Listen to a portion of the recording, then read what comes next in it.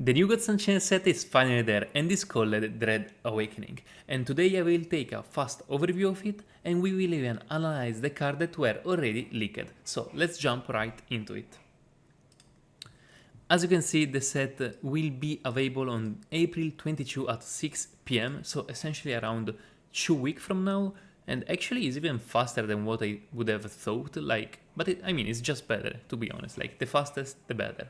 And as you can see, the overview of the set are 132 cards, so actually the set is pretty big, actually probably one of the biggest we had. And there are two new mechanics that are Elderic Mystery and Dread Touched. So I think Elderic Mystery was not already leaked, and even if I tested the set, I can't say to you what does because it's not already leaked. Instead, Dread Touched is already leaked. So essentially, Dread Touched, what it is, you will have to sacrifice one of your creatures for proc another effect. So kill a creature for do X.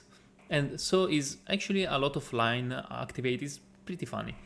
And then we have even a bunch of crafting cards that will be available. So 132 cards, of which 13 will be legendaries, and there we have the first cards, as you can see, some nature, Dread Touched, for example, this card is a 1/4, 1 mana, Dread Touched, gain 2 strength and 1 regen. So essentially, if you kill one of your creatures, that can be for example a badger, this card will be a 3/4 with 1 regen, but you have to kill one creature. Same for this, if you Dread Touch, you gain +2 strength and attack all the enemy creatures, so it seems actually pretty strong for 3 mana, but still you have to Dread Touch so to have a creature. This one instead is summon 3 2/2 Acolyte and transform those in 5/5 if you Dread Touch it, so it seems pretty strong, but is 6 mana actually, so maybe a bit slow, even because, as I said, it's Dread Touched, and it's not so easy to have creatures at 6 mana to sacrifice, so it's even a thing you have to keep in mind. The effect can seem really strong, but you still have to kill one of your creature. That is not super easy to do at around 6 mana. Then this card, draw 3 cards. If you're rolling a rare or better Elderic Mystery, refresh 3 mana. So this you can start to understand what are Elderic Mystery, but as I said, I will not look deep into those because I don't want to leak things that I can't. So yeah, but if you start to read deep the magic card, like Elderic Mystery and so on, you will start to see a path, to be honest. This one, Roar, if you hold an Elderic Mystery another time, you will transform a card into a rat, 1/1, so pretty strong seems, kinda depends from what are Elderic Mystery. And this one, unlock a mana lock even the search for an Elderic Mystery. Then we have, the 2 new mechanics that, as we say, Dread Touch, I already told you what it is. Elderic Mystery, I don't think I can tell you already what it is, so let's go over. And then there, guys, the exclusive cards for crafting. So it will be 6 rare, 6 epic, and 6 legendary cards. We still have not the receipt of those cards, so we can't really start to do deep analysis and so on like I generally do. So as I said, this will be a fast overview of the new set, and then obviously the more info we get, the more video we'll do with more numbers. So yeah, be sure to drop a follow for don't miss anything about the new set. And yeah, the only thing, this shine down, so essentially if you use a card for a receipt, you will, if you use a shadow probably, you will get even the meteorite version, so you don't just burn the card, you still keep the card, but in a lower shine essentially.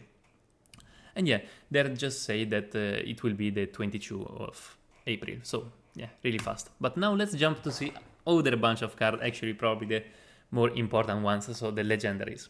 So Lysel is a deception card that actually seems pretty funny because 5 mana for 3, so not a big body for 5 mana, but the effect is gain the control of the weakest enemy creature until the end of the turn, and if the Dread Touch is actually the strongest. So this is actually seems really strong because it's really a tempo play on board, because versus aggro you can sack 2 of their creature, and it's not an Amber Arrow that you can just take a 2 mana, a 2 attack, weakest enemy creature, if they have a 5 attack and a 6 attack, 5 attack is the weakest, so it can be really strong. And if they have an Alien Elite in their board and you have a creature, you can sack your creature and take the strongest, so an Alien Elite, and even go face with that. So like this card, in my opinion, is actually super solid, and yeah, the most of its effect is on board, but it's a really good effect, even because 5 mana is a lot faster than 6 mana, like in Gods Unchained generally, because you have 2 turns for go to 6, so it's really strong. Teriel is 8 mana, 6/9 as a body, so our boy Teriel. Oh, guys, I want to say the set art, like the art of this set is super good, so big props to Cloudy that work at the art of this game. Like, the art is really amazing of a lot of cards. So, by the way, Teriel, so our beloved Teriel, summon Lustric Cultist. Oh, actually, I can even leak this because I saw in the chat that Bryn already said that. So, the Cultist, guys, are 5/5 creatures that have one of Barn. So, essentially 5/5 with one of Barn. So, already the first turn will take 1 damage. And, like, really big stats, essentially. So, you will summon the Lustric Cultist that you have until your board is full, essentially. Each cultist randomly gains 1 of Blitz, Frontline, and Ward. So this is like crazy on board. Like, when you put down that is, I think, really hard to clear because you will have a lot of Ward, you will clear the board with the Blitzer, you will have Frontline.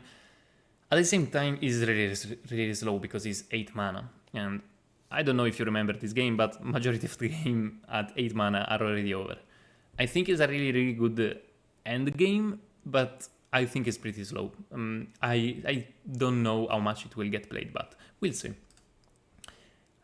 Ilarak. So guys, all the people that love Chosen One, this is a Chosen One. At the start of the game, it becomes that your Chosen One, so for sure. And if this has more than 10 health, you will set the 10 health to your opponent. Max health to 10. So essentially, you cannot TK your opponent. Like, not actually TK because this card has not God Blitz, but still, you can, like, in 2 turns, you play this, if they don't kill it, you can just kill them because they will not have more than 10 health, and this card will have more than 10 attack. Okay, this one instead is for our Atlantean that are already in a really good spot, so I don't know about this card, that though I don't know how to define this, to be honest, because at the end of the turn, if your top deck, if the card at the top of your deck is Atlantean, summon a copy of it. So it's actually a pretty solid effect, but it's 6 mana that I think for Atlantean is a bit too slow, because, guys, if you don't know Atlantean, like with Francesca and so on, like, they are really a faster deck than this. I don't know if this can get into the Atlantean deck. Dread Touched, though, you can choose any Atlantean. So this means that you can summon, for example, Ecophon, because Ecophon is an Atlantean, the 9 mana creature, 9/12 probably, with double attack, overkill, and so on.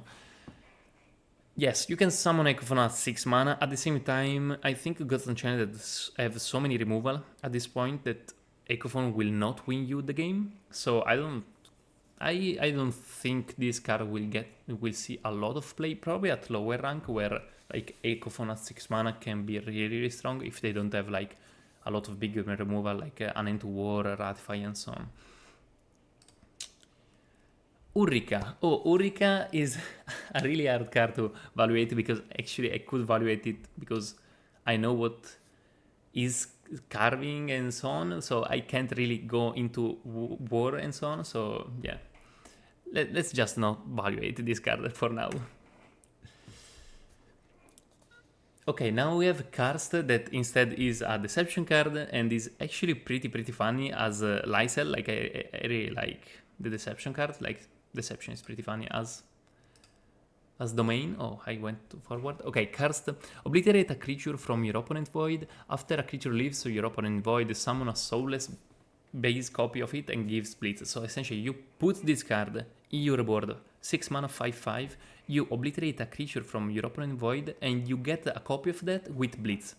So like, you can do that like with Alien, Teriel, and so on. I think this card is really strong, but as Lysel, I think is really strong, like, just on board. Like, yes, is actually crazy strong on board. Like, it gives you so much tempo, so much swing of tempo, but at the same time, it's like not a huge value. Like, if they clear the board, this card is done. Like, it didn't develop a lot. So yeah, but it's really strong on board.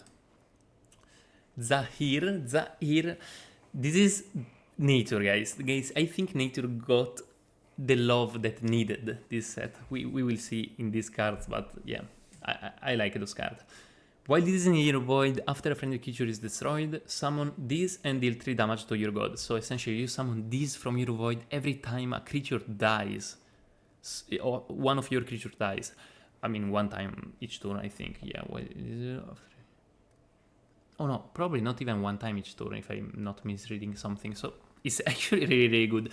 Probably not in a control because you will start to proc a lot of damage on yourself, but in an aggro, like this is a 3-3 that you almost always have on your board. This can really carry an aggro archetype, to be honest, an aggro nature, in my opinion. I don't know, because it kind of depends even from the other card, because it will not just be one card that carry one archetype, because obviously it's even a legendary, so you have to draw it and so on. But if you start with this, like it will be always a 3-3, even versus other aggro, like you will just play one card more every turn, essentially. Then let's go on Signy Roar. Your opponent summons the highest mana cost creature from their end, and then this one attacks it. It's essentially like a Shield Maiden, but bigger, 9/7, and if you do that touch, it gains even protected.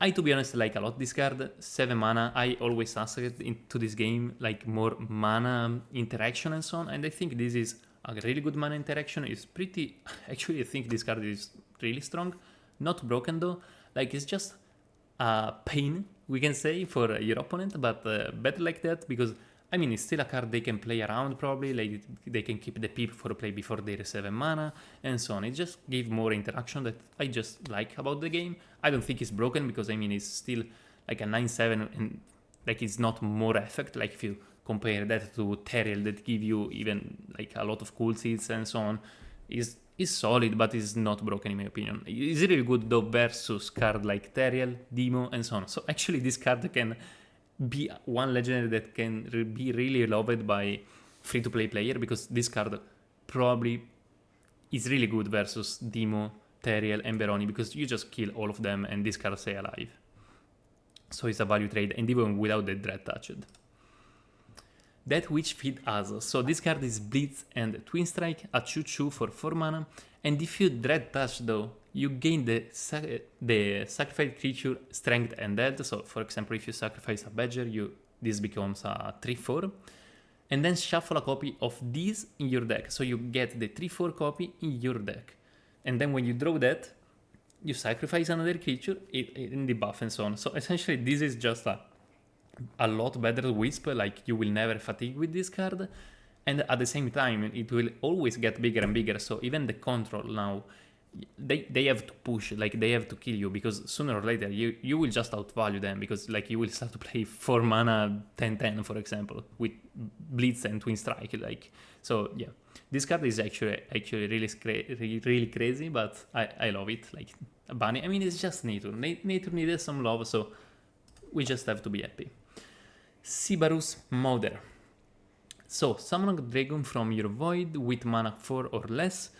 So dragon from your void, mana 4 or less, so there are actually a lot, and like even for example the dragon bomb that I made, like it's probably around there the video, but yeah, even in that deck probably can work really well. Dread Touched, summon any dragon from your void instead. So a lot of dragon. So essentially you play this card in dragon, like no way you play this out of dragon. I think is pretty good, but not that good, because I like is restricted to the dragon archetype, and I don't see this card carry the dragon archetype. So probably I think that deck will not be the meta deck, but we'll see. Valojin. Oh, and there it is, another leak by Meepo. That is actually not by me, but by Bryn. So by Bryn, it's like I just say what he said in chat, so I'm sure that he said that, so I can say to you. So we will read this card and then I will do the leak. Roar the Touched Afterlife, and after the creature attacks, shuffle 2 Dread into your opponent deck. But you will say now, what are the Dread? So the Dread are one card that is essentially like Candy Chain, so it goes on your opponent deck, and when they draw it, it activates it. And the activation is essentially, the effect is they take 2 damage and you heal for 2. So essentially, you will put, like for example, if you roar and afterlife off only without the dread touching, you will put 4 dread, and each dread will make 2 damage to your opponent and 2 healing to you. So essentially a total of 8 damage and 8 healing. Although they have to draw it, so it's not like sure, like it's not that it does 8 damage and 8 healing. They can just draw 1, they can draw 0, they can draw even all 4. So the more you put, the better it is. But it's actually a really, really funny mechanic. It's probably my favorite deck, the Dread deck. And I think this card is, if not the best legendary, really near to be the best legendary. Oh, this is probably the best legendary. Okay, Irina. Irina is actually the only neutral from this set and the legendary. And what it does essentially is, at the start of the game, put this in your mulligan, so you will start always with this card in your hand, if you have in the deck, obviously. Roar. If your deck contains no other neutral cards, replace your God Power with your domain Ascended God Power. So essentially, this card proc only if you have no neutrals. This is a thing I love, because in this way, all the people that say, we have all broken neutral, we have Teriel, Demo, and so on, this card is literally for them, because if you don't have those powerful neutral, or even if you have them but you think these God Power are better, you can just run a complete nature, a complete war, a complete light deck and use this card. And yeah, I love it because I think it will be like more particular every game, like more personalized deck and less similar. Like we had a time after Life's Verdict where we had like 20 same card in every god. And this card literally makes this different. So that's why I really like this. The God Power were not leaked already, so yeah. Oh, actually I think that got leaked is that are not the God Power from Genesis Ascended that someone said, like Lancerny and so on. No, are not those, are other God Power. And the last card is Otanda. Otanda, the first time you play a mystery on your turn, uncover an Enderic mystery. Roar, uncover an Enderic mystery. So you uncover an Enderic mystery. I can say more about this. I think this card is actually really, really solid. Like probably 8 tier in my opinion. But probably yeah, the best legendary is this. I don't know. Actually, pretty balanced at everything and pretty funny everything. So we will see about that. But now let's go instead on packs after those first cards. So the packs will be divided like Ties of Fate in premium packs and reward pack. Reward pack you gain in sealed and weekend ranked, so you can farm them. Premium instead you just have to ching cash. You have to pay. And that's it. Oh no, sorry, that's not it actually. So there are even the mythic variants. So ultra rare, unique mythic variants of the 7 legendary cards can be found in premium packs. So essentially in just the pack that you can buy. And guys, these are a lot cooler than the Ties of Fate one. Like this art, this bag, like this color, I just love it. So it feels more mythic essentially. And there are even promo. Once all the mythic variants have been pulled, there will be promo. And those are the cards that actually seems even pretty good. The new keyword, we already said about that. So sacrifice, yeah, as you can see, they're touched and so on. And there is nothing about Derek Mystery. Guys, this was all for this video. I hope you liked it. This was, as I said, the first overview for what I got to say to you. Like I couldn't say more, I couldn't say less. So yeah, be tuned because in the next days we will have more cards, more reveal, and I will make like better videos and better numbers, drop rates, buyer's guide and so on. So be sure to drop a follow, drop a like, and see you to the next video.